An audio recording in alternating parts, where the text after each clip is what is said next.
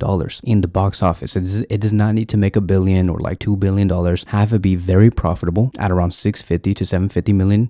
And plus, most importantly, it must be received well. You need to win the audience back. People need to be talking about this Superman movie and say, this is one of the best movies that I have seen in a very long time. It has to be well received, because if it is, then you will have the freedom to say, this is what we're going to be doing for the next 5 to 6 years, and potentially announce that the Reevesverse will be merging in the future. And that, my friends, is probably my biggest hope. I would love to see, and I know that I'm not the only one, but I would love to see Robert Pattinson's The Batman with David Cornsweet's Superman. They belong together. I think that you can build a future movie down the line called The World's Finest. They're both the perfect age. Robert Pattinson is a great Batman, and I think that David Cornsweet will be a great Superman. And so that is it. That is going to be wrapping up today's video. Thank you guys so much for watching, and I will see you guys in the next one.